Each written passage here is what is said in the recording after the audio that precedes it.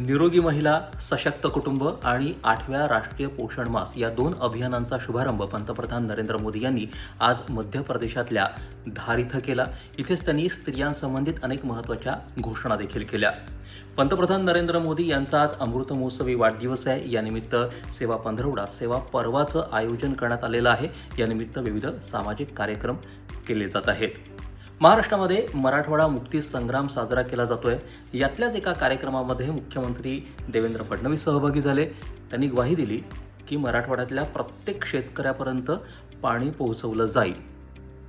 महिला क्रिकेटमध्ये भारत आणि ऑस्ट्रेलिया यांच्यामध्ये आज सामना होतोय. तुम्ही म्हणाल इतक्या बातम्या तुम्ही सांगताय, या लक्षात कशा ठेवायच्या? तर यासाठी आमच्या 7च्या बातम्या नक्की बघा. त्यातूनही काही राहून गेलं तर 9:30च्या बातम्या आहेतच. आमच्या बातम्या नक्की बघण्याचं कारण एकच, त्या म्हणजे कुठलाही अभिनिवेश नाही, फक्त खऱ्या बातम्या.